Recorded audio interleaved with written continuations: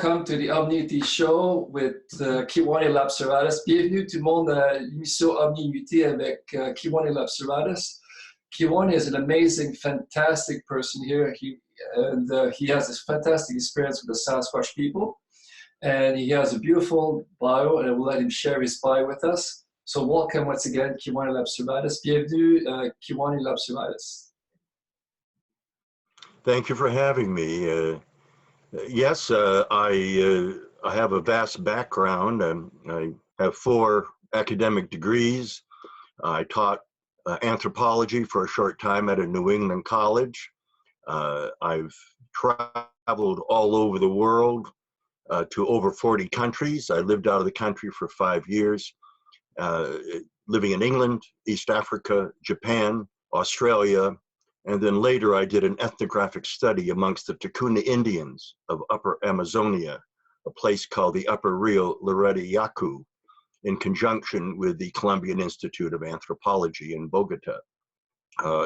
I've worked, I started out in medical anthropology, so I've become a holistic health consultant and master herbalist. I studied with 5 master healers early on in the 70s and 80s, and now I'm doing a lot of teaching and a lot of consulting work for life-threatening diseases and stuff.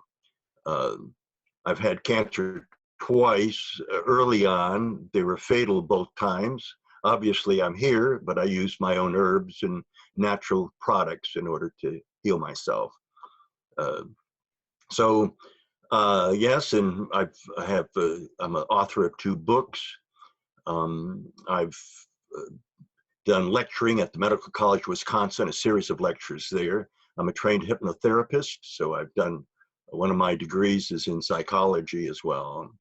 So I spend a lot of time helping people, and that's what I do. And of course, interacting with the Sasquatch people. So that's changed my life because they've been with me my entire life, having experiences as a boy and being in denial of it because it didn't make sense. And wherever I went, for example, when I was living in England, I climbed the 2 highest mountains in Great Britain, Ben Nevis in the Scottish Highlands and Mount Snowdon in Wales. At the top of Ben Nevis, I had an encounter with a Sasquatch, and I buried it. I make believe it didn't happen because at the time, this was 1965, I was 22 years old at the time. I just turned 22. There wasn't enough literature out there, so I said, well, they're only in the Pacific Northwest and into Canada, and that's it, because that's all that was ever reported. But they're everywhere in every state and all the major wilderness areas in the world. They told me there are 7 different races of their people.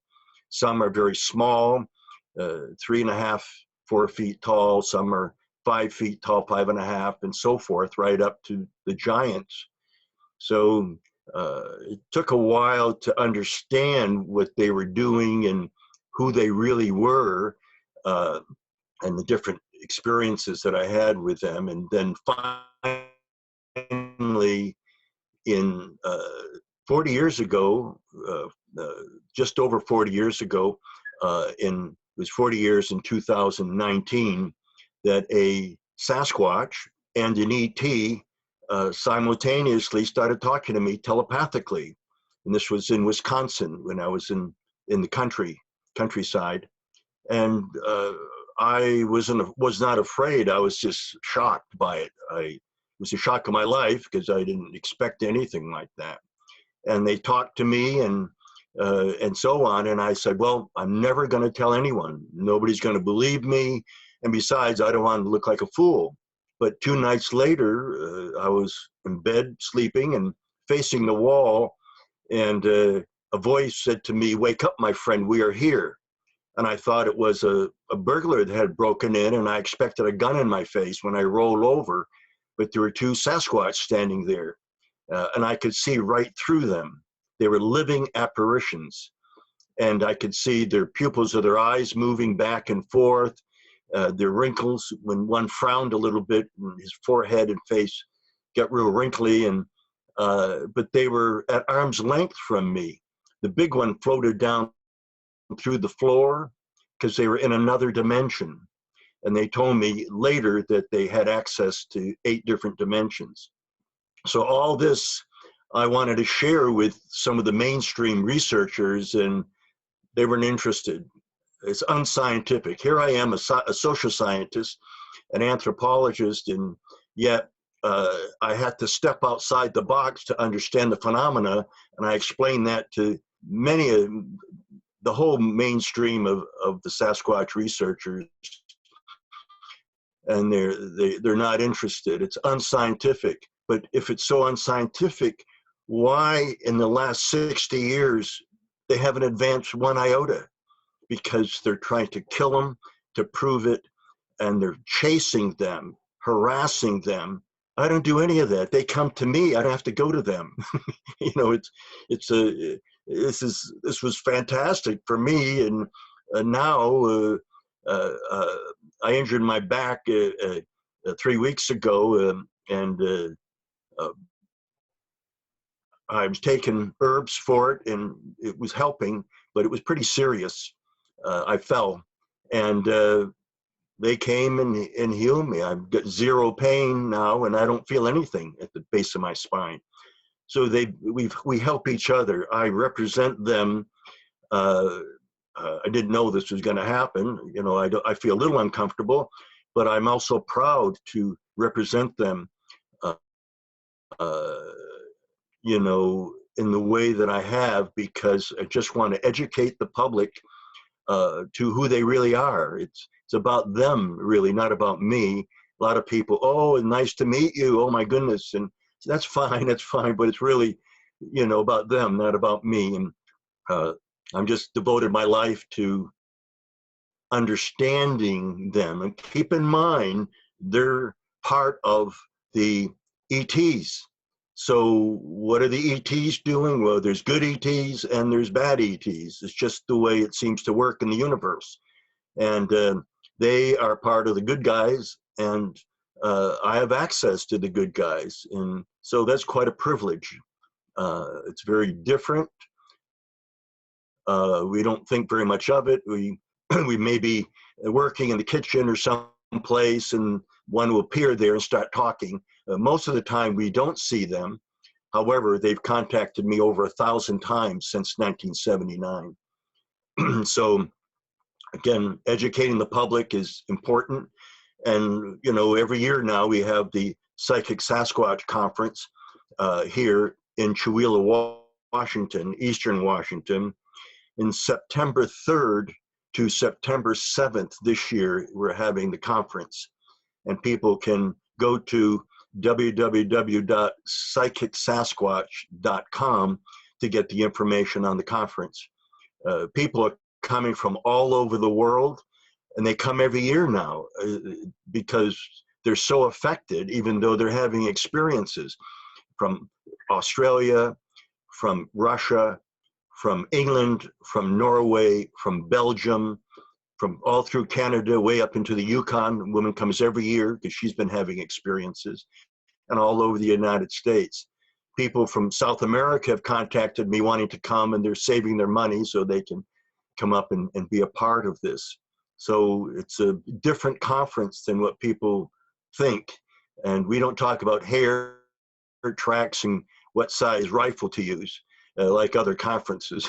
So there are people, we interact with them. After 40 years, I guess I know there are people, and that they have unbelievable abilities and powers that they want to help us, but we are pushing them away. And that's why I'm doing what I'm doing, to help people, because every time I have someone connected with them, their whole lives just completely change. Well, that's really amazing, Kewaunee. I mean, most people will be very impressed by the few minutes of the bio that you just shared. There's so much information that you share with us at this moment, the first few minutes of the show. And most people would say, well, where did this Sasquatch come from? Did it come from another galaxy, another planetary body from a different galaxy. Would you know, or have they shared with you when have they come here and when did they actually first appear here on Earth? Can you share this with us? Well, this is what the Sasquatch say. They have been here for 200 million years. It's hard to fathom, but this is what they said. And they said that Atlantis and Lemuria were existing at that time, and that friendly ETs bioengineered them into existence by taking from other beings and putting them together. And one of the beings was a giant lemur from Madagascar that had evolved.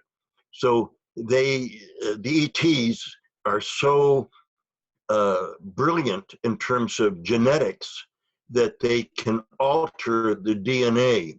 They've taken my wife Kelly and myself aboard their ships and restructured our DNA. So I won't get into that too much here, but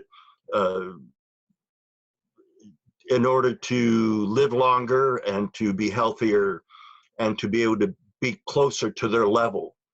So we've been altered in a good way. They don't abduct us, they work with us.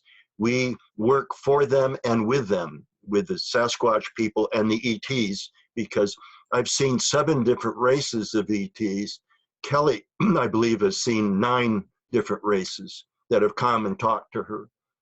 So we are very fortunate when the average person, or certainly the average Sasquatch researcher, has found a couple of tracks in their lives, and they've been doing it for 30, 40, 50 years and have nothing. Because again, pushing them away with their aggression. And I just, they talk about having unconditional love in our hearts and having an open heart. They're attracted to people who are compassionate, who are empathetic, and who are open to them without fear. Fear pushes them away. I've talked to people and they go out in huge groups with guns and cameras.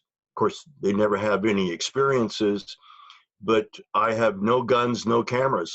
And if they want me to take a picture, I'll bring a camera. But if they haven't asked me, I'm not going to invade their privacy and what they've requested, no photographs. So they have their own agenda. Some people say, well, wait a minute, you need to tell them this. And say, sorry, you don't tell them anything. They're in control, not us. They're very much in control. They're so evolved beyond anything that you can imagine. I mean, the thing is that this racial prejudice that's going on against them by the mainstream researchers, they view them as animals. Possibly some of them view them as subhumans, you know, but of course, the empirical science says we must have a body. Well, you know, when I did an ethnographic study amongst the Kewaunee Indians on the Amazon, I didn't go in with guns and with aggression. I went in with gifts and with love in my heart and just was kind to them, and that kindness paid off. Why? Well, because kindness always does. And so that's why the mainstream people are applying or misapplying the empirical model. It needs to be changed, or at least the emphasis that psychic phenomena is scientific. How so? It's quantum physics. You know, wake up, people. It's quantum physics. See, these people don't read physics or any books on psychic phenomena. Once I realized that they were psychic and could do these things, I read every book I could on physics and psychic phenomena to understand that application and the reality of it. They don't do that. They dismiss it and continue on, maybe for another 60 years. You know, if they, you know, they're not living that long, but there's new people coming into the field that are still following the old pattern. But there's also a lot of people, a lot that are plugged in to the reality of who they are via my books and our conference and being on radio talk shows to share that reality that is absolutely authentic. So I've been called a fraud and all kinds of things by people, but that's okay. They're ignorant, and God bless them. They'll learn somewhere along the line the truth. Yeah, it seems like the modern man, without the appropriate knowledge base, they seem to go into fear mode. And I think the modern man has to come back to their heart, as the Sasquatch have been sharing with us, as they call us the little brother. And I think we all have the necessarily circuits within us, but we need to come back. We need to come back within our heart and find that connection, right? Because all the meridians, all the chakras, the aura, the vertical connection with the Creator, you know, it's all there, but we seem to be so preoccupied to be from here up, and we lost the connection from here down. So can you share with us where is the fear coming from, and where and how would modern man would benefit to listen to the Sasquatch or go to the retreats to learn and remember what it is to be an angelic human, co-creating with other beings on the planet and in the cosmos? Well, first of all, this is research of the heart, not of the mind. And that's the intellectuals, and the male ego has taken over to, again, become more aggressive towards the Sasquatch. Well, there's a lot of things going on. The fear, of course, is because they hear stories about the Sasquatch, different encounters that people have. And what happened? Well, one of the things that happens is that the person either has a gun. Certainly initially, when the pioneers came, the Sasquatch would step out right in front of them and look at them.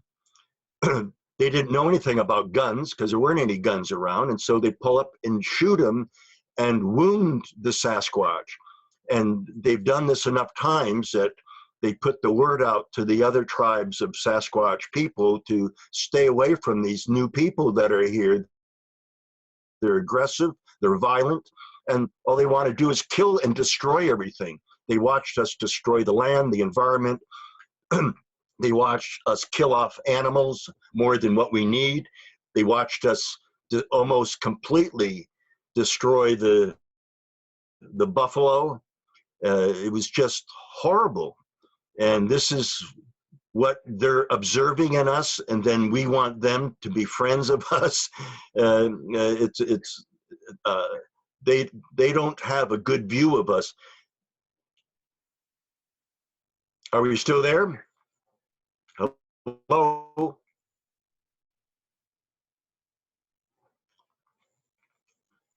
Yes.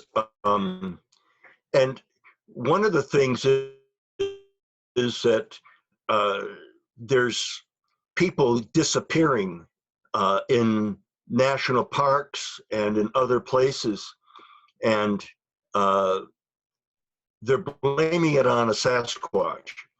And they say the Sasquatch are doing this, but they're not.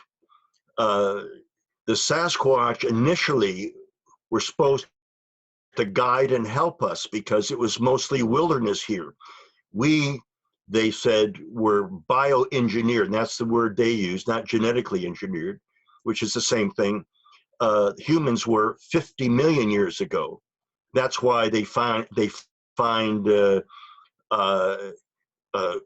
human tracks and sandals and so forth in limestone that are millions of years old, but they're human feet, and they're our size foot. You know, it's not a Sasquatch foot. So we've been here, and we've had several different civilizations that have been destroyed. Now, the Sasquatch want to help us, and they say we need to get back to nature in order to be in touch with our real selves, that we have divorced ourselves from nature and have embraced technology too much to a point that our technology has superseded our spiritual development. So we're like little children running around with a loaded gun. We are not wise enough to deal with this new technology. Whatever the ET said, they could give us a lot of new technology, but that our government would use it for all the wrong reasons. So they're not going to do that. So we're been labeling the Sasquatch monsters without trying to connect with them. And the thing is that that's what I teach at the conferences. That's what I teach people, to connect with them, not to run around or to be afraid of them, because they want to help us. But if you point a gun at them, they're like a mirror. If you point a gun at them, you'll get aggression back. If you get kindness towards them, you'll get kindness back. That's the way it works. They're a mirror. They're a mirror. So there is this evil ETs that have captured Sasquatch, and this is what they told me. They've captured the Sasquatch and then took other beings and put together a creature to kill people and to release it here on Earth and in the different national parks. I mean, there's thousands of people come there, so they're catching these people, eating them, killing them, and eating them. But it's not a Sasquatch, but they make them look similar because of what they did in terms of the DNA. And that's why they're being blamed by some groups and saying the Sasquatch are killing people. I told one person, why do you carry guns and cameras? And the person's a real good person. And they said, oh, not because of them, but because of mountain lions and bear. And I said, it's strange, but all these mainstreamers were shocked, absolutely shocked, that I go out without guns or cameras and by myself. I don't go out with a whole group of people, completely by myself. I make myself vulnerable and they come right up to the tent and talk to me. So I explain this to them, but they're too fearful. They live in fear, a lot of fear. And not only fear of them, but if they accepted the reality of the research results that I have discovered, they're afraid of their peers. Their peers would make fun of them or blackball them and say, oh, see, you're not being scientific, and that kind of thing. So that kind of pressure is stopping some people from approaching them in the way that I'm suggesting. But this one person decided to leave his gun, camera at home and did not go with a group of people. And he was in his tent and they came right up to the tent and he was scared out of his wits because they just thump, thump, thump up to the tent and made a lot of noise outside to let him know they were there.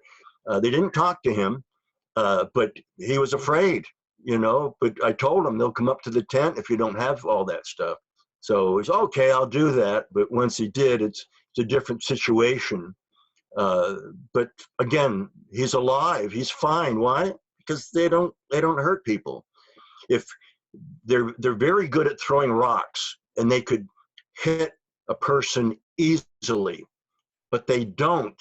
They throw rocks around a person to get them out of the area if they're there and their family is there, the Sasquatch family are there somewhere in the woods, and they want this person out of there. Either they have a gun with them, or they're a group of people sitting around drinking and they don't like their energy, they don't trust them, so they drive them out of the area.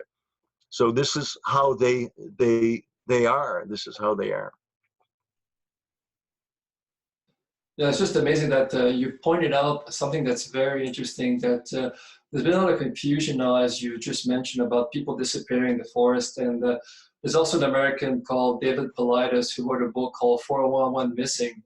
And even he himself doesn't want to speculate about any of this, for he wants to get the factual evidence. So, but it's interesting that you mentioned that, because a lot of people, because of that, are fearful now of the woods. It brings back to the thought of the Middle Ages, right?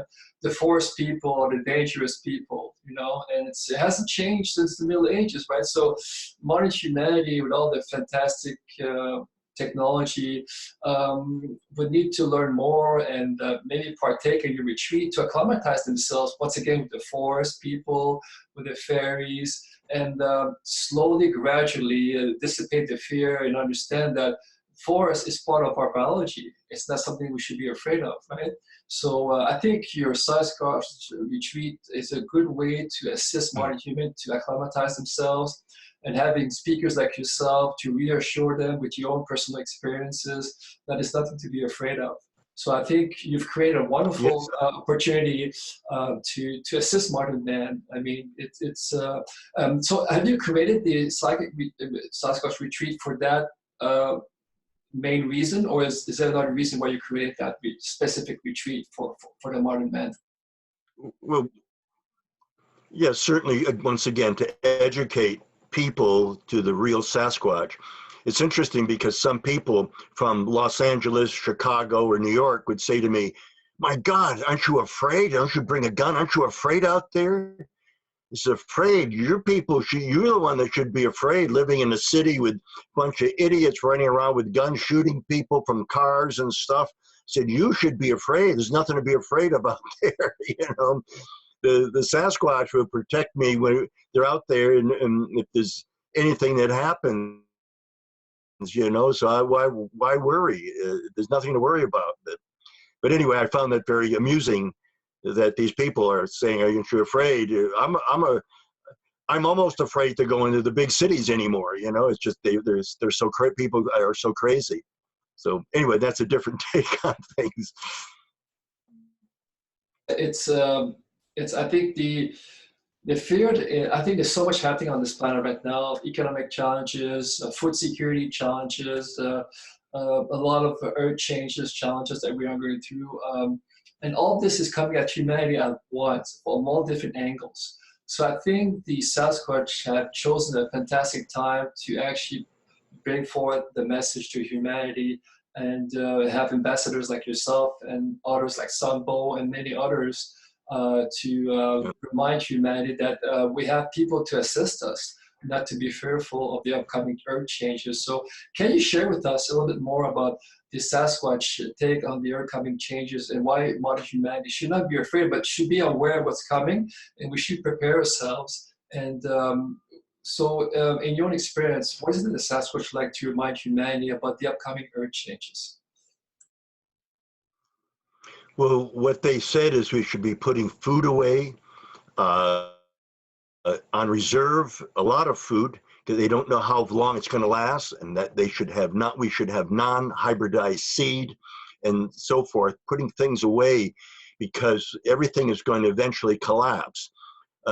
They've asked me to move from the Seattle area inland 400 miles to eastern Washington on the Idaho border because of what's coming, that the whole West Coast is very fragile, and there's volcanoes that will go off.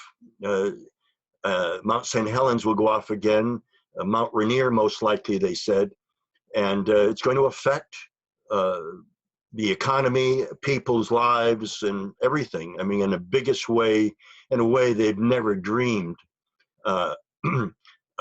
It saddens me. I used to live in Australia. I have a lot of Australian friends that I hold in the highest esteem. And the fires that are going on there now, and the animals that are being killed, but people have said to me, well, what about the Yowie people? I said, well, the ETs will move them to a different area, or they can go through a portal to another dimension that's completely safe. So they know, and but it's sad that a lot of the wildlife has been destroyed. I mean, this is very, very devastating. So that is just one country, but it's going to affect the entire world, they said. So I don't know if there's going to be a series of earthquakes. Science says that they've never had, you know, seismologists say a whole series of earthquakes. Once you get one, it doesn't start in a domino effect around the world. But I think it's going to happen. That's really what's going to happen because of the ring of fire. It's loosening up here and there all over the world right now. And once that's loose, whatever happens, whether we get hit by a passing meteorite or something that's just enough to trigger a super quake, I don't know. But it'll trigger tsunamis and a whole bunch of things that will, something they say we've never seen before. And of course, it'll reduce the population. That's one of the biggest problems. Back in the 60s, control all the scientists.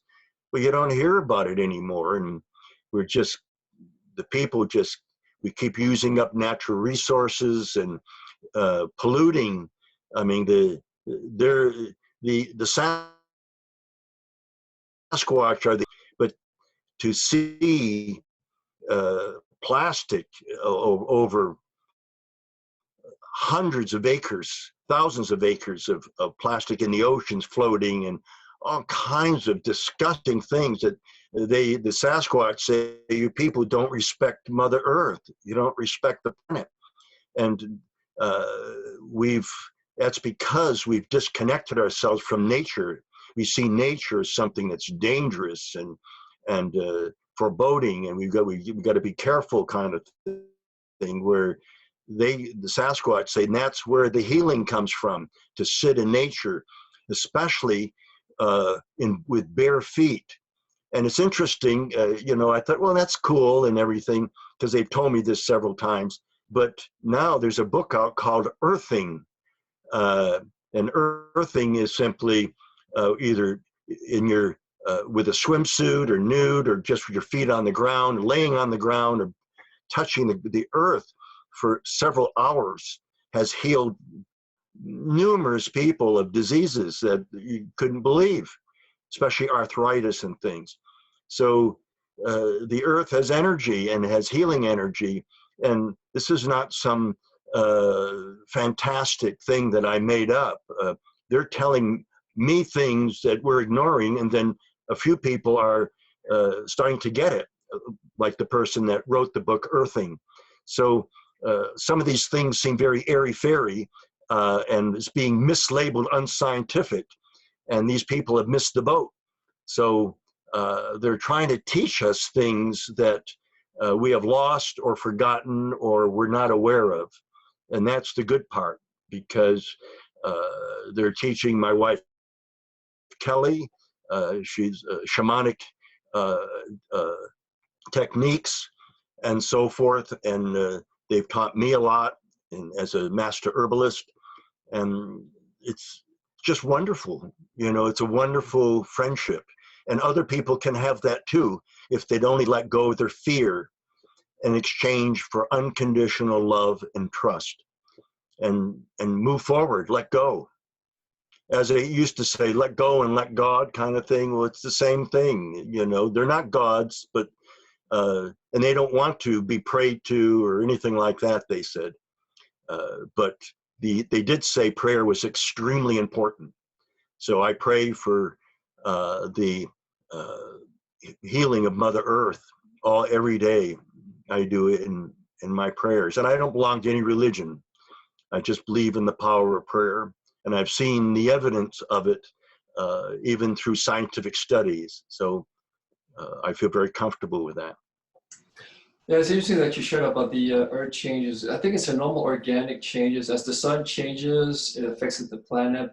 And it's just that, but we haven't forgotten of the past, and we seem to be relying too much as technology as being our savior.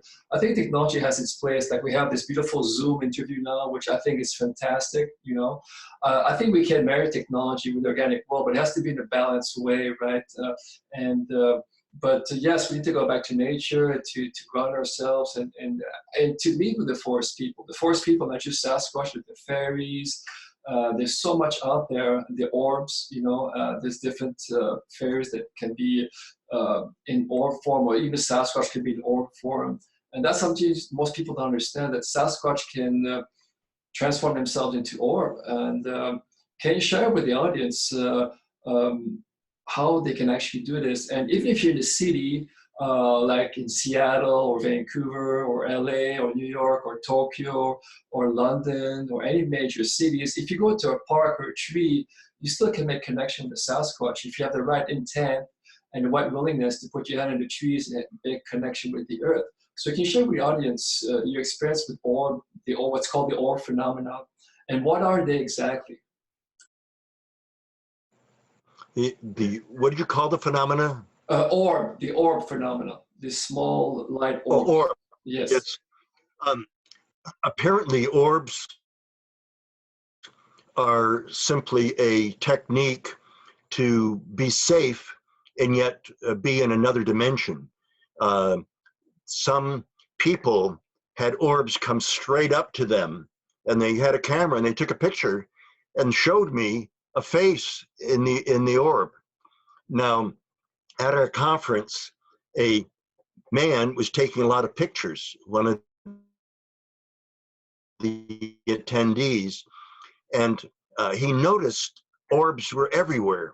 So a few months ago, back in September, when we had the conference, he took a picture of an open area there in the forest, and there were 3 orbs in the picture. So he had some of the other attendees, about a half a dozen of them, had them telepath to the Sasquatch to come out so they'd have more orbs. And they kept telepathing, asking them to come out.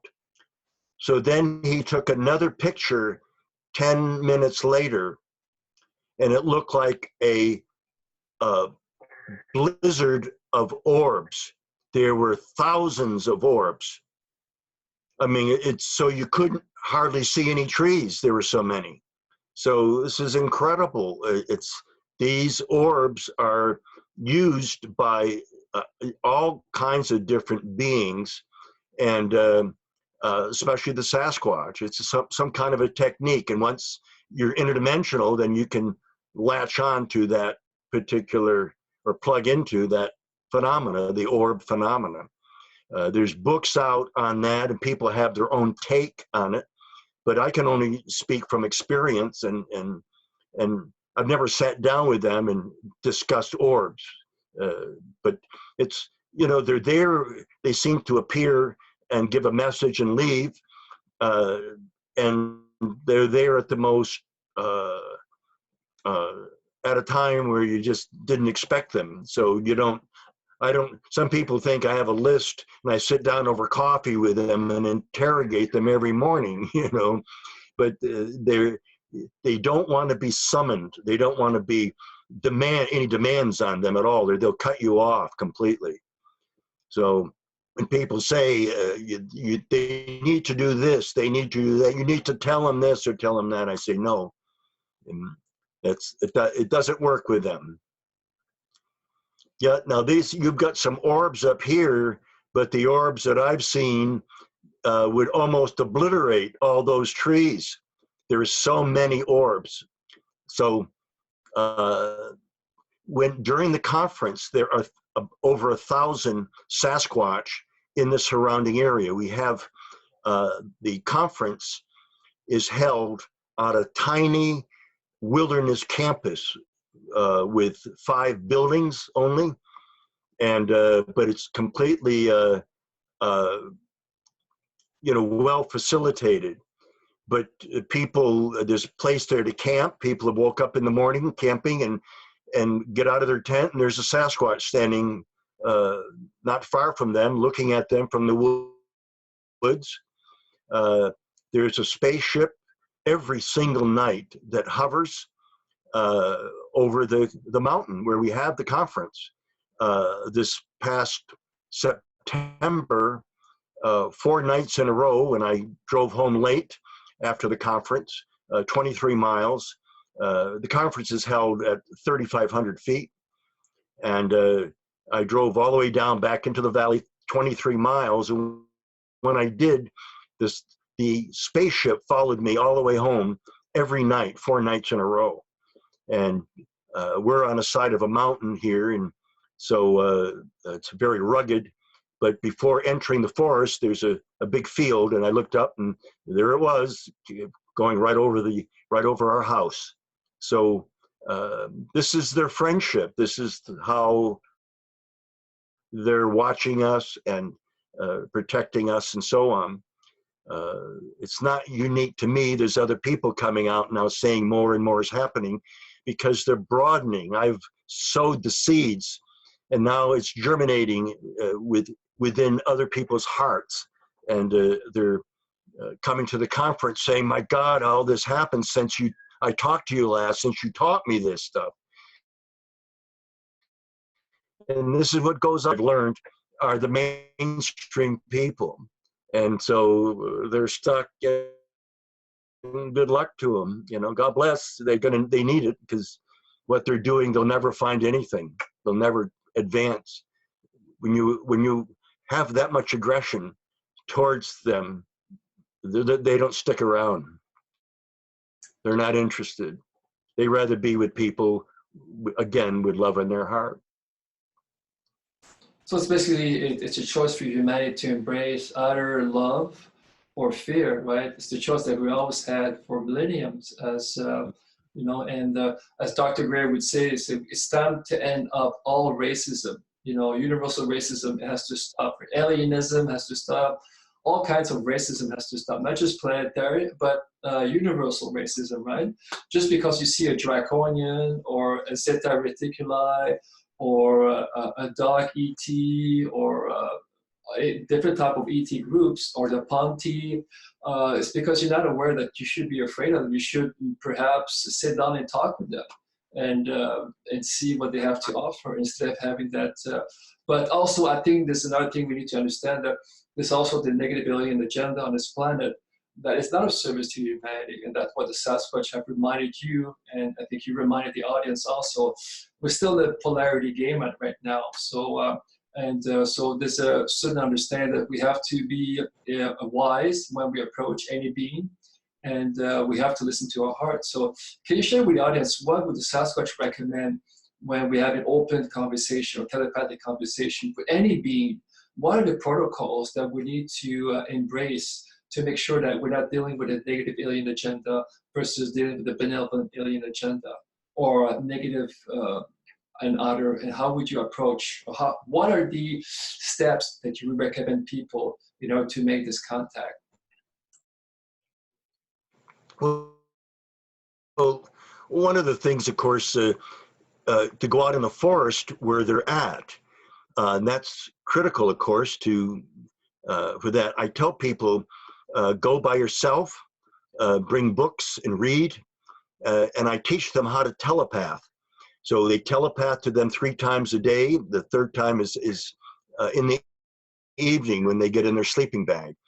And anyway, there is a process that I teach, and they start following people home and start appearing sometimes at the foot of their bed, and wake them up and talk to them.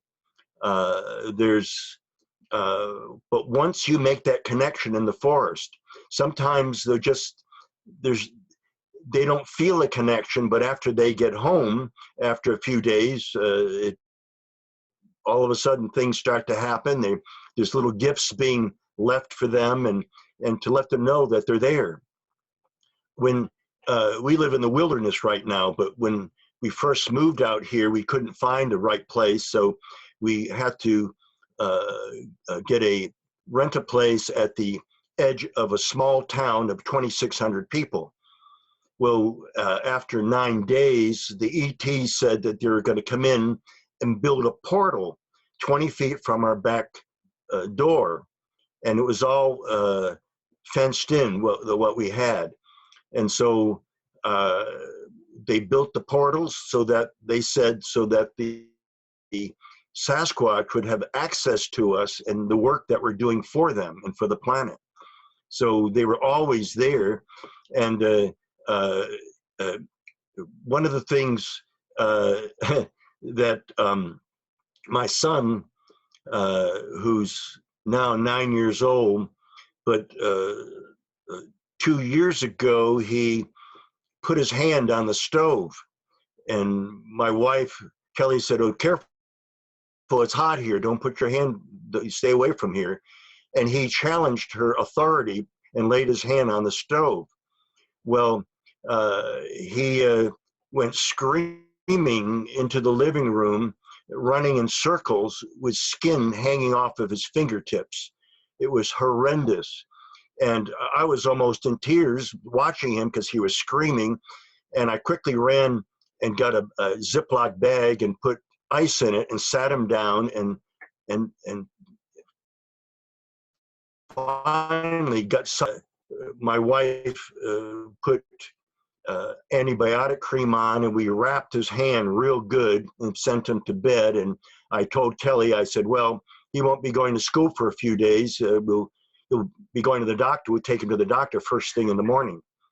Well, when we went to bed that night, I telepathed to the Sasquatch people and asked them if they could help him to get rid of the pain and speed up the healing.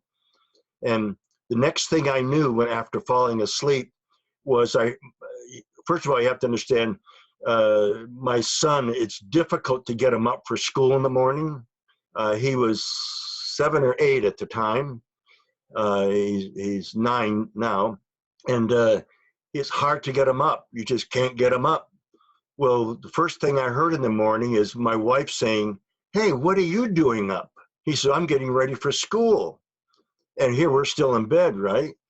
And she said, "Oh, no." She said, "We're going to go to the doc." And it's as far as she got to say doctor. And she said, "Wait a minute, where's the bandages on your hand?" He says, "Oh, it's perfectly fine. Look." And he raised his hand up and started whacking the tips, showing me. And I rolled over and said, "No, no, no, don't do that." But there wasn't anything there. Wait a minute. Burns that severe? That severe, skin hanging off the tips of his fingers? And there's burns stay on your hand or for weeks and months. It's hard. You can get infected easily. There wasn't anything wrong with it. He went to school. I just thanked them over and over again with tears in my eyes. It was just that beautiful. They've done all kinds of things like that. Now, wait a minute. Does this sound like monsters to you? You know? So, and that's what they're being mislabeled. And they're so kind. And why? Because we're kind back. They're a mirror. You know, there's nothing to fear. Another time, I went out to do some grocery shopping just by myself, and I had to stop and get some cash to stop at the town hall to pay for the electricity. So I went in, and I never used the ATM. I must have used it 5 times in my whole life. So I went in and I put the card in and pressed these buttons and said, "No money." I said, "Of course there's money. There's several $100s in there." So I said, "Oh, I know. I accidentally pushed the wrong button." So I put it back in and did it all over again. Pushed a different button and it said, "No money." So I walked back out to the car, and then I said, "Wait a minute, there was a 3rd button, and that has to be it, because, you know, why would it refuse this, my card?" So I went back in and did it again, and it said, "No money." So I went back to the car and drove home because it wasn't far away, and told Kelly. And she says, "Well, let's see, give me the card. Let me take a look at it." I said, "Okay." She says, "Oh, no, I left the card inside the machine." I was frustrated, and "Oh, wow." And she says, "Well, they know us. I'll call the bank right away, and they'll get it for us." So she called the bank, and they said, "Sorry, within 1 minute, it'll suck it in and destroy it. You're going to have to get a new card." I thought, oh, no, I got to wait 3 or 4 weeks for another card, and I goofed. So anyhow, I felt bad, and Kelly said, look, I'm finished with what I'm doing. Let's the two of us now go grocery shopping and finish up the errands. So we went grocery shopping, and she's going through the line, and everything was accounted for. And she went to grab a card to put it in, and there's my card in her wallet. And in the background, though people couldn't hear it psychically, our guides are laughing because they helped us out and saved the card and aported it back, but into her into her wallet. She had her own card, but which she was going to reach for, but this was mine. So they've done all kinds of things for us. That's I would go on for an hour or so. That's how many times they've helped us. So again, does it sound like monsters to you? No, of course not. It's ridiculous, as a matter of fact. Yeah, I think for modern man, we love them. Yeah, it's just for modern man to see someone who's so huge, 9 to 10 feet tall. So it's an unusual scenery for most modern men, and that's the unknown of not being familiar with something that's so tall and huge. But I think, like you said before, if they would approach it in a different way and put the fear level down and go more to the health space, they're going to realize sooner or later that the kindness that they have to offer will be so loving that it will touch most modern humans. Because I think we've forgotten what it is. Well, I mean, some of us love, but not to a profound state that we once knew as angelic being, right? We've lost that because everything is so competitive now in the modern world. People are struggling just to pay a mortgage, struggling just to go to work. And it's just, instead of co-creating, right? Instead of co-creating, we compete. So, yep. With the coming earth change, I think the Sasquatch have made it very clear. It's time for us to come together as a people, as a planetary race. One nation, one race, right? And it's time for us to evolve to a new paradigm where co-creation is the new word and competition will be something of the past. But I think the earth changes will, I think, force humanity to come together. That's what you just mentioned, Australia. A lot of firefighters from Canada and the United States went to help the Australians. So there we see this love, this compassion for a fellow man is actually showing itself right now. So it's very interesting that all this is happening as we speak now. And but also you mentioned about the portals on planet Earth. Sorry, go ahead. I was going to say, back in 1986, I had a upsetting experience that was very emotional, very painful for me, and I became very depressed, and I couldn't shake it. So I said, "Oh, I'm going up into the forest, this particular area where I interact with them, and tell them maybe they could help me." So I went up to the portal and sat a few feet away and telepathed into the portal and told them my story. And I waited, and a female ET said to me, "We hear you, now go in peace," is what she said. So I thought, oh, I wanted more than that. And so I started telepathing to the Sasquatch in that area, and nothing happened. So I said, oh, well, I'll leave and go home. So I started walking through the forest, but I only walked a few feet, and I heard someone behind me walking. When I stopped, it would stop. When I walked, it would walk. Finally, I stopped and turned around and looked way back there, and I still didn't see anything. But when I turned around to continue walking, there was a female Sasquatch in the bushes there. And I said, "Oh, it's you." And I started to explain to her, but I only got to half a sentence, and she already knew everything. She knew all about everything. I didn't have to explain anything. And she just sent me this beam of love that hit me right in the heart. And it was strange. There was so much love. It went right down to my soul. And I just bursted into tears. I just couldn't control myself. because of the love energy that I've never felt in my life. And instantly the depression was gone. I was perfectly fine. And the thing is, Christian fundamentalists say, no, you're dealing with the devil. You're dealing with evil entities and all this baloney. And I said, oh, well, they said, they can fool you. The devil can fool you, kind of thing. And I said, well, but the devil doesn't have any love. Oh, no, of course not. Only God. God and love are synonymous. They're one and the same. And so I said, well, and I tell them about this experience. How could they send that love to me that was so intense that it just touched my soul if they weren't from love? So if they were evil, they have no love to draw from, to give. So that dismisses this whole thing as far as what Christian fundamentalists believe. And they're fine, you know, God bless them and their beliefs. And I don't have anything against them. But I clarified that with several people, and they didn't know what to say, you know, because they're set on that these beings are evil.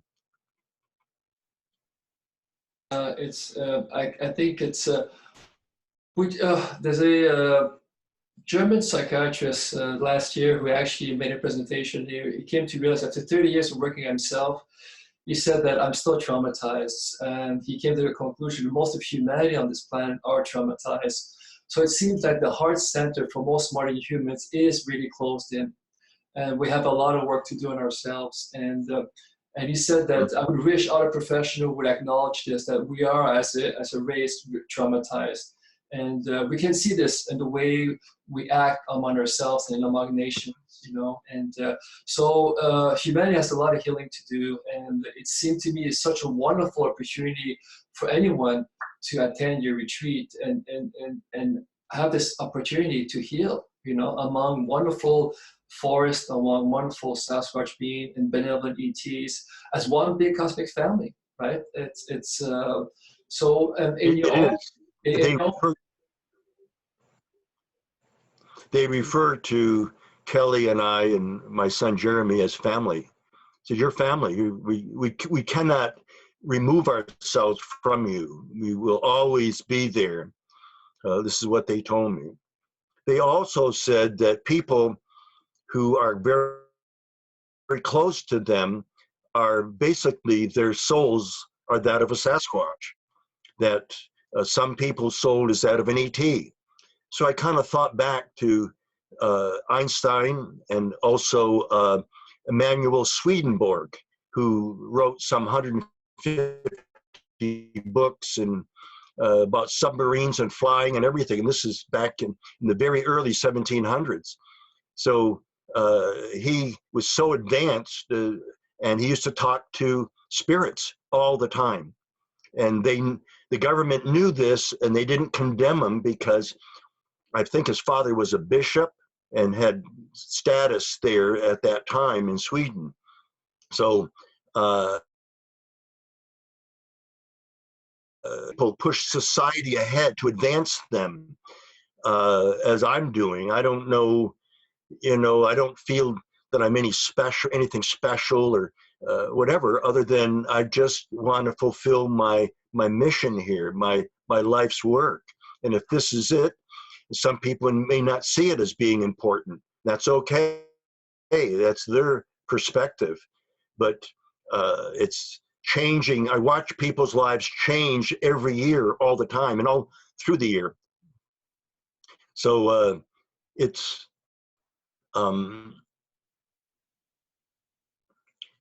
I just want to do my work, and that's what I'm doing. And again, it's not about me. It's about the Sasquatch people and the people of the planet who are being affected by this. So again, we have to change it. You know, you talk about traumatized, people are so traumatized that look at all the wars we've had.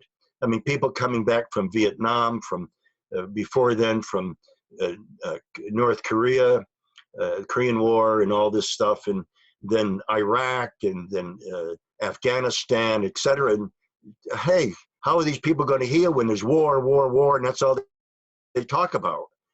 So there's something really not right with the governments of the world, that they can't see what they're doing in terms of producing war. And anyway, we'll destroy ourselves if we don't shape up here soon. It's very, very, I asked the Sasquatch, I said, will we have World War III? This is about 10 years ago. And he said, it's already started. They just haven't dropped the bombs.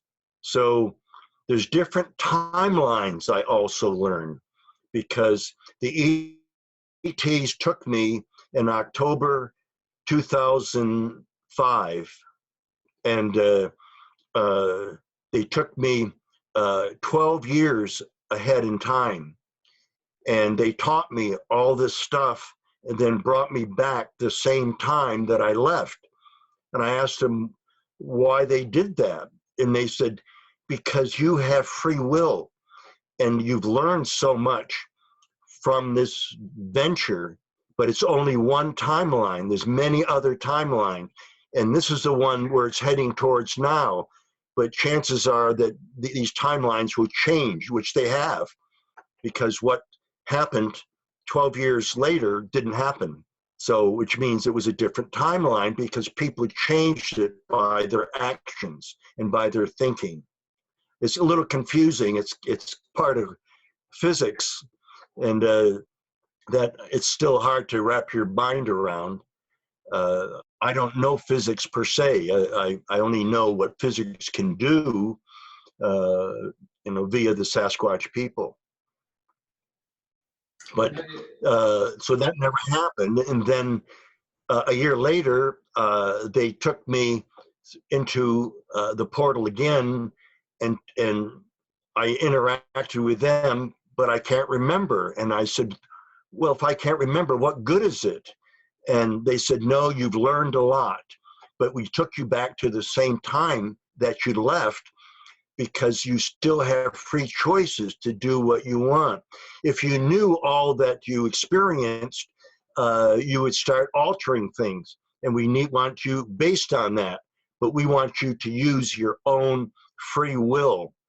So we don't want to interfere. If we interfere with you and change your karma by giving you too much information, when you're down here to experience and take on these challenges, then your karma will become our karma, they said. Interesting, huh? No, it's just amazing that that all this is, well, it's beautiful that we're able to share this understanding on YouTube for the world to see and understand. But I think you made a point. I think the traumatized aspect of humanity, modern humanity, hasn't been addressed, and we have a lot to go through. And it seems that the Sasquatch or the beloved ETs have all said the same thing from the heart. This is where you can actually have a place where you can have telepathy, a place where you can have trans-dimensional communication instantly from one star system to another.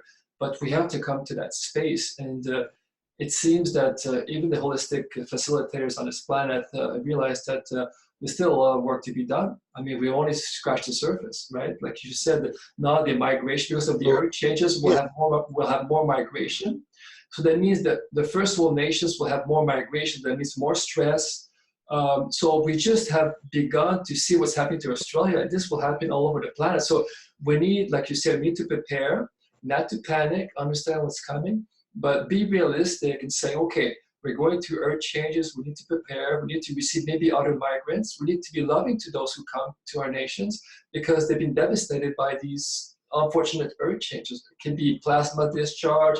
It can be any type of other earth changes that are affecting us. But yeah, can you share more about that? What the Sasquatch and the beloved ETs are really want to transmit to humanity at this moment right now, as we go into the years to come with all these earth changes right now?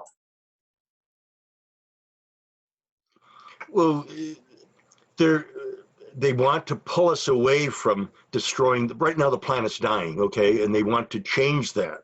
The planet's dying. So Fukushima didn't do us any favors with what it's done, and it's being not reported properly. The emissions from that is going into the air all the time. I mean, huge amounts being released. So they don't discuss that on any of the networks that I can see. So there's a lot of danger involved here in what's going on the planet, and they want to reverse that. They have so much technology. If they could create us and other beings 200 million years ago, how advanced are they now? I mean, I can't fathom that. So maybe they have giant vacuum cleaners that they can put together to suck up all the pollution and stuff. I don't know, but they have the ability, and some of them work with their minds. They don't need technology.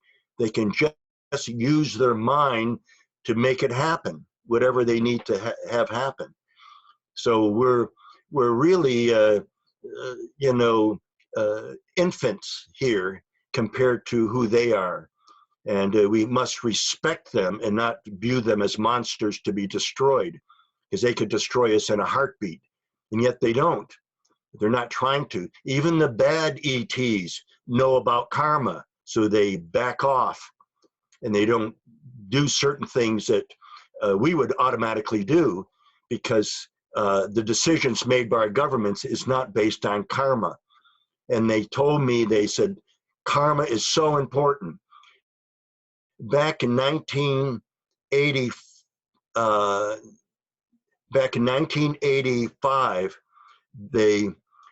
84, they told me, I went to a party, which was by a pool and so on, somebody's home, and there were businessmen and attorneys and different people there, and I was invited to this place, and many of the people approached me, knowing that I'm a hypnotherapist, and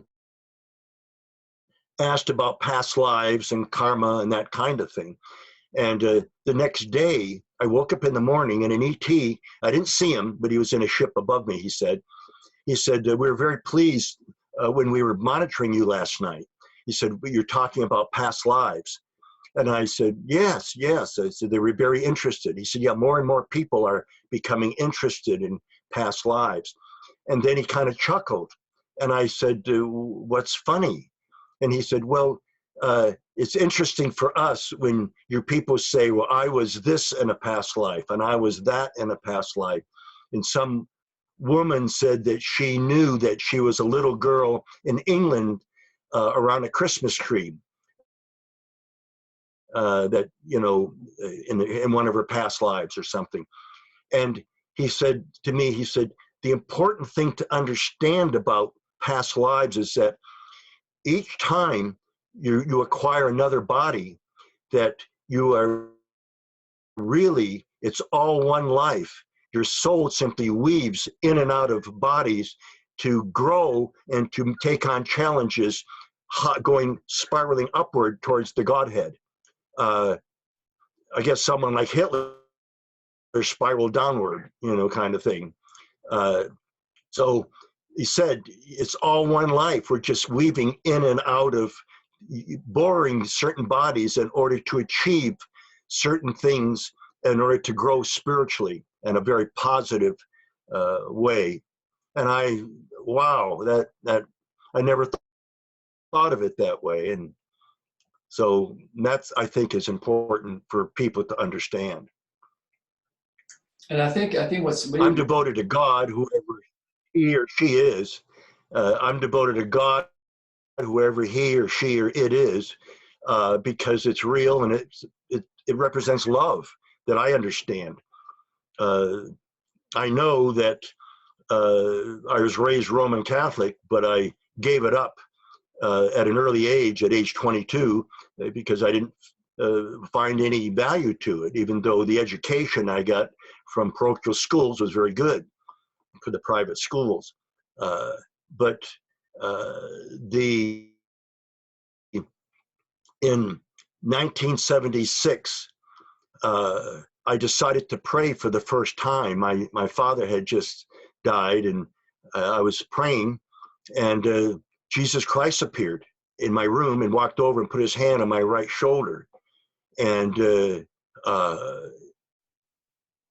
I decided never to tell anybody, and I didn't for 8 years. But who cares? The truth is the truth. If it happened, it happened. But I had 3 ailments that I couldn't get rid of. And when I was praying, I said, "You're healing other people. How come you can't come and heal me?" You know?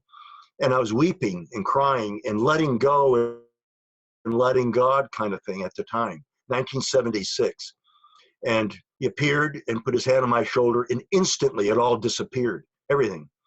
And I started on a whole different trip, a whole different focus in my life, and started to have a lot of interest in healing work, which I do a lot of with thousands of people now in the last 43 years that I've been doing it. I'm 76, but I don't, I've been trying to retire. I basically retired at age 60, but I really didn't, because I'm still, and people from all over the world are still contacting me wanting my help. So it's very satisfying, and I'm sitting at home on the computer and helping people, and that's good. I'm pleased to do so. Well, it's such a wonderful honor to have you share all your wonderful stories, and I think the Sasquatch retreat is a wonderful way to people to come together as one once a year, and it's beautiful. And it's nice that you have organized this as a stepping stone for modern man to acclimatize himself once again with nature and with Sasquatch and with benevolent ETs. It's time to be cosmic now. It's time to be a planetary race now. So we have a lot to learn. We have a lot on our plate, but it's very exciting when all this is coming to fruition now. All this remembrance is coming back online. Our giant DNA will be coming back online in a few years. I mean, we live in very exciting times. You know, it's wonderful to be able to share this information. And I was going to ask you, can you share that experience that you had in 1992? There's a picture here with the ancient one that I'll share on the screen. That I took from your site, and I think that's took in Oregon by you. Can you share with us this picture here? It says here, Kewaunee Lapseritis, photo of an ancient one taken in the Sangre de Cristo Mountains. Oh, that's a wonderful picture. Yes. Can you share with us that moment in time where you were fortunate to be able to take that picture, and what happened?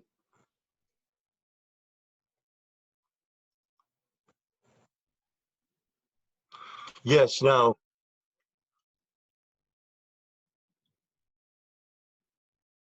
yes. Now,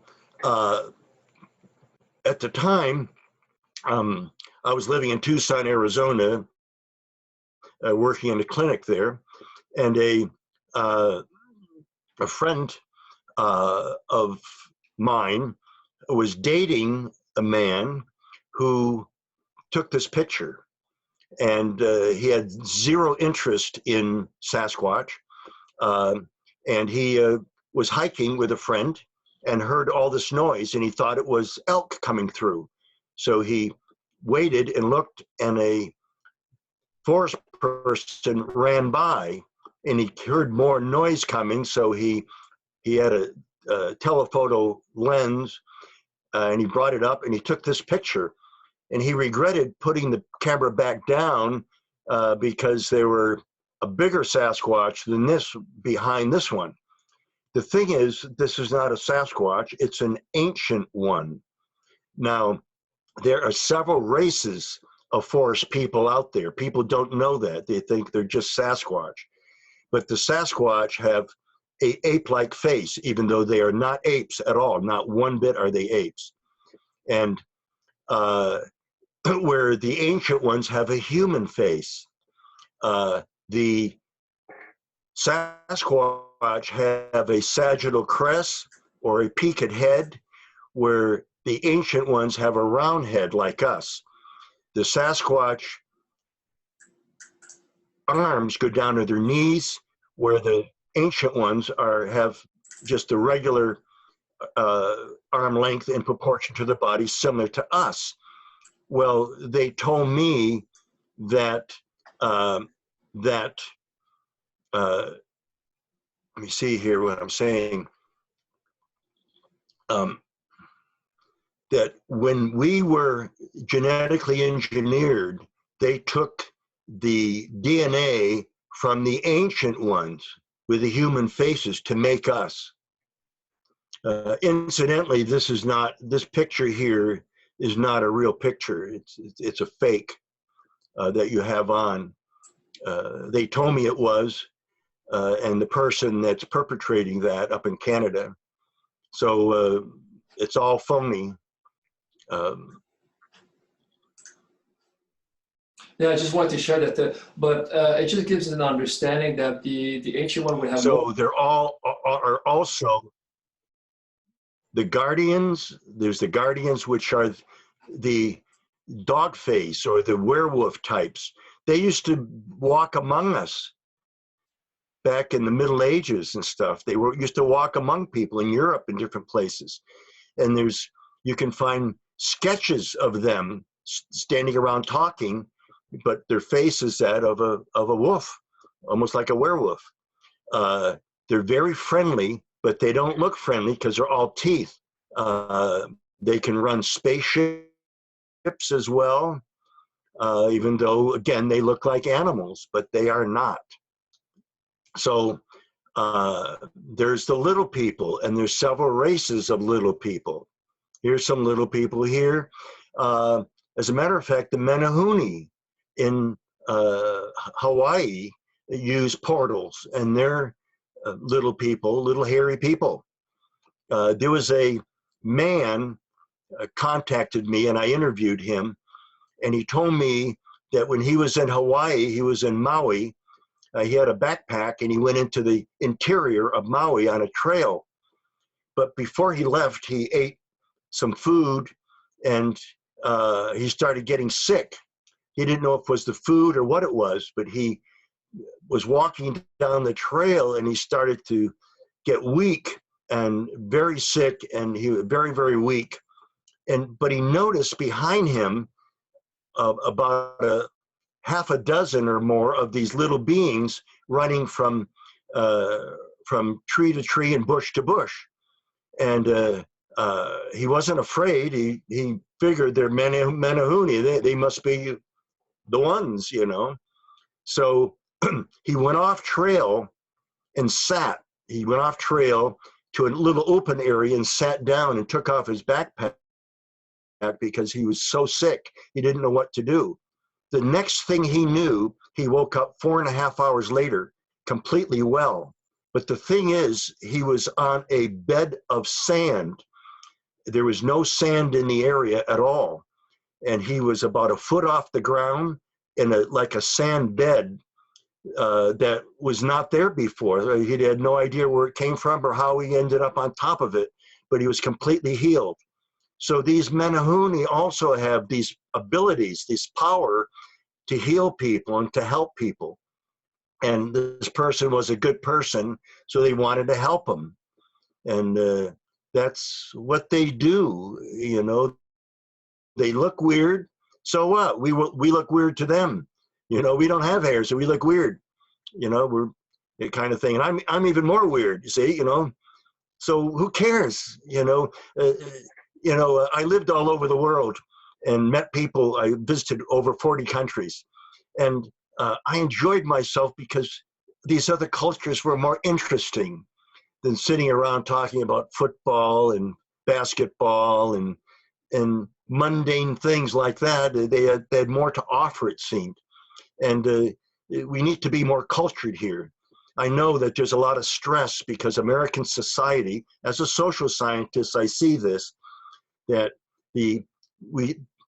everyone is stressed out no matter how you try to relax, because there's always something there to, that will stress you out. And everyone's trying to pay their bills or advance in their chosen field and everything. And so, and people who get good jobs in the big cities and have really good high paying jobs are so stressed out that they go into drugs, alcohol, sex, whatever, in order to release all this stuff, which ends up being very abnormal.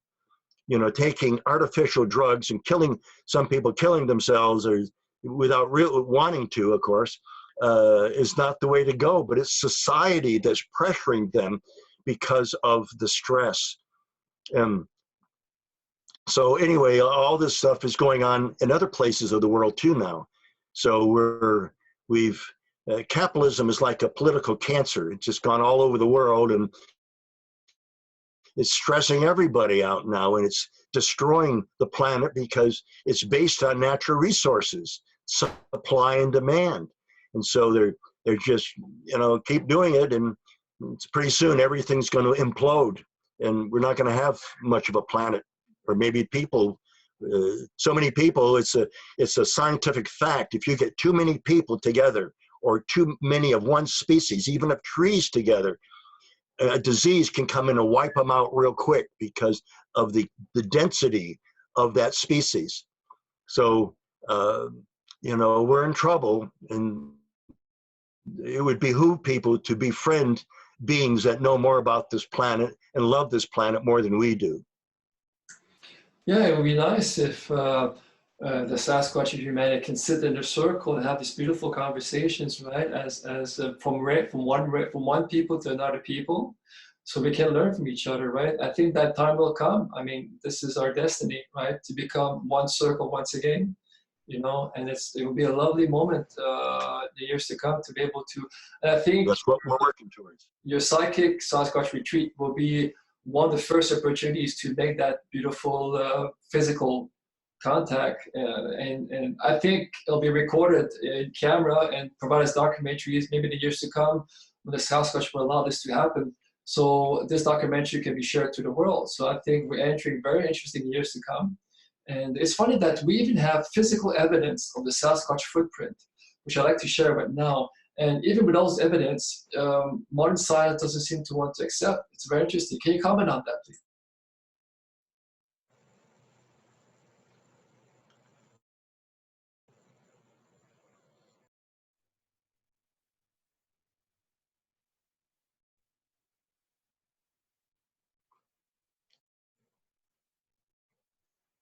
Yes, in Biloxi, Texas, there are dinosaur tracks and 24-inch human tracks beside them. I asked the Sasquatch that were here or from them, and they said, no, the hairless giants came much later, just close to when your people came, that the ETs dropped off and had created the giants. But they said it was their footprints there, along with the dinosaurs. And they try to disprove that. For example, they said somebody carved these into it. But no scientist went down there to look at them to see if they were really carved. That was just shooting from the hip, which is not scientific, incidentally, in coming from a scientist. So there was a huge slab of rock that weighed a few tons that fell upon a set of tracks of a dinosaur track and a Sasquatch track, or a human track. And they kept saying, the university people do not want to go down and look at it, which is absurd. And so a dentist who was interested in this, archaeology and paleontology was his hobby, he hired a crane to lift this huge slab, because the tracks went up to the slab, and then 10 feet away on the other side, they come out the other side. Well, the slab, who knows how long the slab had been there, how many millions of years. So when they picked up the slab, there were the tracks that have followed completely. So they were authentic tracks of a human and dinosaur tracks. And again, I say human because they're Sasquatch tracks, because they're human people, they're humanoid. They have a different culture, they have their own language, they have their own way of thinking. that are very different from us, very, very different. So it's a great track, and there's several other tracks like this in the world. Some are huge, but they've claims that some of these skeletons that they found were, 20, and one I think just over 30 feet tall.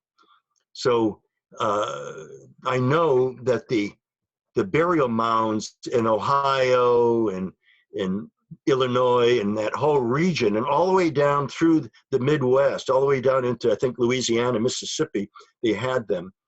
And they started digging them up in the mid-1800s, and they found not just hundreds, but thousands of giant skeletons. And some of the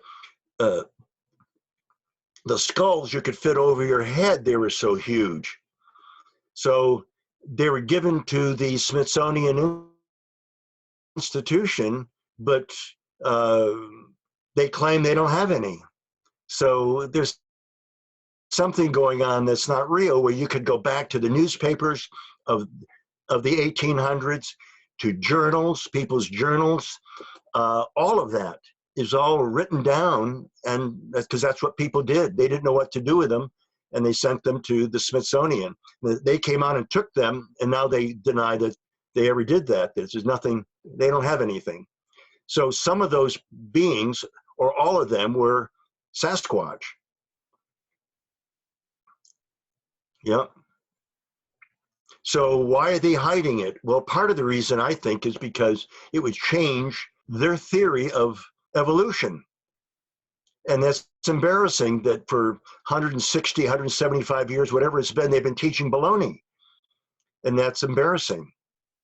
So if they could include Sasquatch in there, or get information from them, as we have, because the books are out there, the Sasquatch Message to Humanity, in a series of book 1, 2, and 3, and book 4 isn't ready yet or out yet.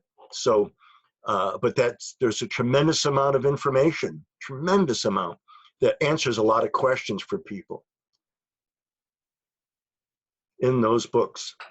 That's amazing that you shared. And of course, I have over www.sasquatchpeople.com. I have my books up there and more information. If they want, people are interested in our September 3rd to the 7th Psychic Sasquatch Retreat here in 2020. They can go to psychicsasquatch.com and get all that information that's being put up right now by Kelly, by my wife. So it's right here. Can you share with us your website? I'll put up your website. You can share the different books that you've written. So I'm going to put up your website. You can walk us through your website here so people can see.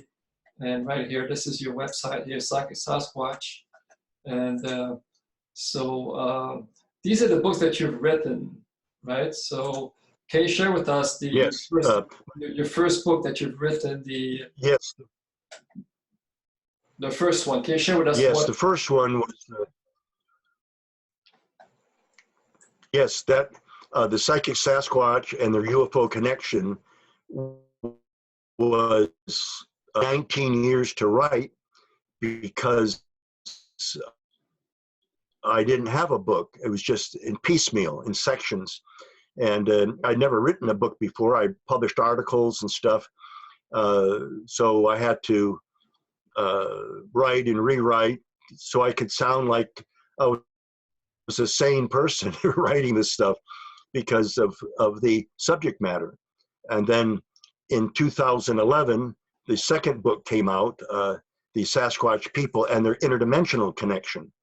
That gives a huge amount of information, far more than the first book they had given me. So I talk a lot about the interdimensional aspects and psychic phenomena. A lot of examples, a lot of information there. And now Sunbow has put out book 1 and 2 of the Sasquatch Message to Humanity. And Kelly, my wife, has put out book 3. They dictated to her book 3. Sunbow, they dictated books 1 and 2. They're dictating books 2 and 3 to my wife, Kelly. And there's book 3 there. I mean, these are some wonderful information there that's found in no other book, because some people bought my books and then ran out and bought, 3 or 4 other books on Sasquatch, but they end up never reading them because it was, I stalked them and there was a lot of mosquitoes out there, when I was in the wood, just stuff that was irrelevant because they didn't have any information. They were just, it's all based on fantasy theory. Their fantasies become real after a while of these mainstream people. And they swear that this is true, but they have no proof. So they're not really being scientific themselves. Stepping outside the box and applying the empirical model as far as I could take it. Then I had to step outside the box to experience this, and it's changed my life. Why? Because it doesn't include, this is not included in the scientific paradigm. So, which in a way it does, because it has to do with quantum physics. They're just mislabeling and misapplying everything out of fear. They just don't get it. They just don't get it, which is okay. Maybe in 5 or 6 or 20 lifetimes they'll get it, and that's still okay. So this is an example. You had your previous Psychic Sasquatch gathering this past November, but the one that you referred to will be coming at the... Yes. Will be this one here in this. Yes, this one was in Canada. Okay. Yeah, this one we spoke in Canada. Let's see, it was about, I think, 30 miles from Nelson, near, Crescent Valley. Yeah, every year we've been having there. I've been on, let's see, I think 113 conferences over the years, and something like that. So we're still being invited to different conferences. I haven't been invited to any regular Sasquatch conferences put on by mainstream people lately, and that's okay. One of them asked me to speak, and then he got back to me the next day and told me he changed his mind. He didn't want me. I said, really? Why not? And he says, well, I talked to some of the other speakers, and they said you were just a little too far out. So I decided not to have you. And I said to him, I said, well, first of all, I said, who's running the show, you or them? I said, secondly, I said, the reason that they don't have hardly any information at all is because they're not far out enough. I said, good luck to you in your conference. And I wished him well, and that was it. So these are some of the things that happen. The people are so afraid. They're so fearful. And it's sad, but it's holding them back from the truth. No, it's interesting that, I mean, you have, especially the interdimensional, I like to bring that attention to this book here. The one that you wrote in 2011, I think it's one of the best book on the planet about Sasquatch and the interdimensional connection. And no one has written a book such as yours. And because it marries multidimensional physics, it marries quantum physics. It's a fantastic book that I would encourage people to buy, and you will learn a lot about multidimensional physics, about portals, and it's never been discussed in such a beautiful way. So I'd like to congratulate you for that fantastic book. And it's amazing the portal that they are actually able to go to the forest. So are the portals, can you share a bit more? Are they around the trees, or are they open areas? Or where are the portals usually? Is it something you can open with yourself? You have to ask permission? Yeah, you wouldn't want to try to go through a portal unless you're invited. Okay. And people have gotten stuck between portals, so between dimensions. So if one knew where there was a portal, they should stay clear of it and respect them. After all, I don't want someone walking into my home without knocking or being invited.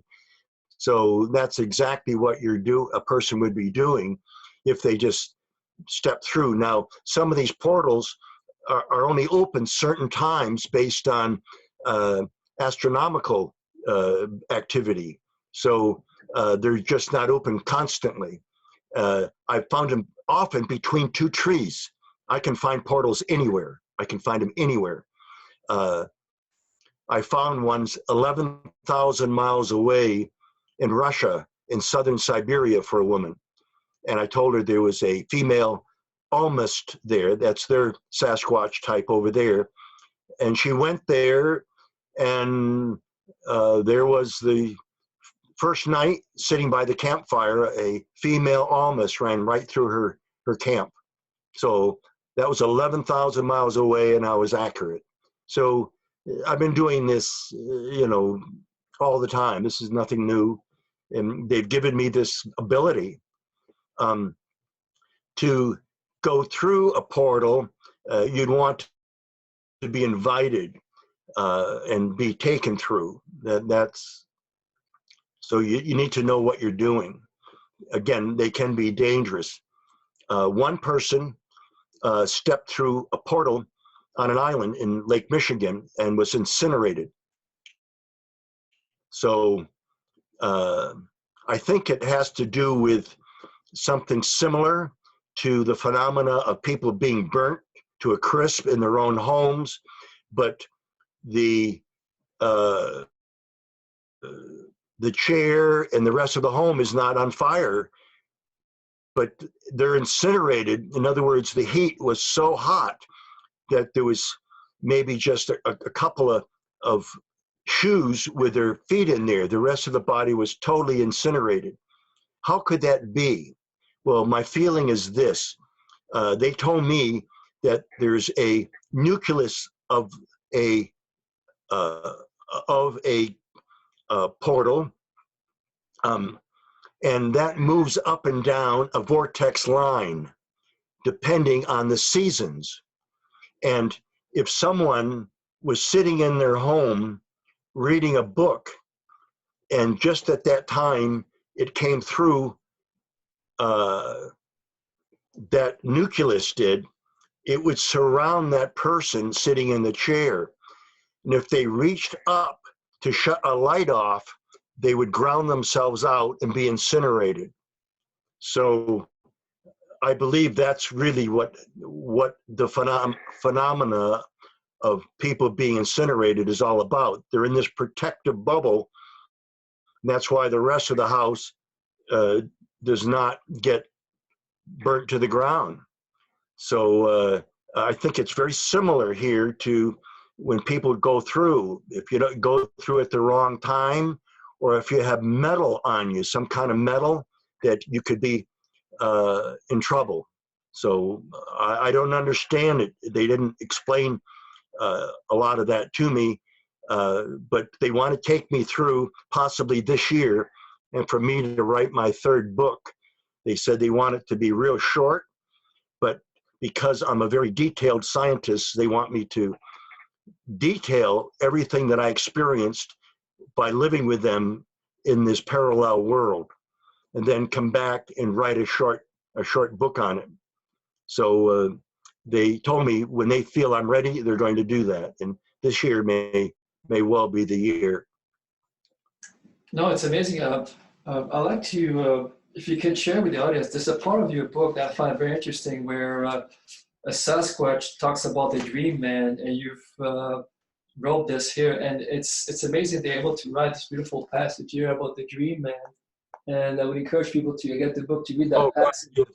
Yes, and their beautiful handwriting is amazing. The ancient ones have beautiful handwriting, and they've learned their handwriting, and it's just fantastic that they're able to learn our handwriting and share that message. So I think your book is a wonderful. Yeah, just a few of them. Yeah. Yeah, a few of them can write. They can only print, and they often get some of their words misspelled and so on. But not all of them can do that. Just a few that decided, just like if somebody decided to learn French or Spanish, you know, kind of thing. So that's what they do. I'd like to, in signing off, read a passage that I find very important here. And a Zen monk once said, and I quote, "All life in nature has a spiritual dimension and is sacred. When we honor other creatures as we do ourselves, we all evolve another step," end quote. And that's what they want from us. They want us to grow with them and let go of your fear. Let go of your fear. It's so important. See, like attracts like. So if you're fearful, you'll draw in fearful situations. If you have love in your heart, you'll draw in loving, kind situations. This is important to understand. Again, they are mirrors. Whatever you do to them, they will do back to you, kind of thing. And so be kind to everyone. Be kind to everyone. And they're shapeshifters too. My Kelly was hiking in the snow, and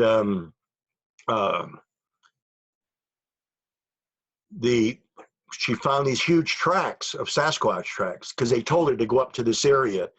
But while she was following them, it turned into wolf tracks, and then back to Bigfoot tracks again.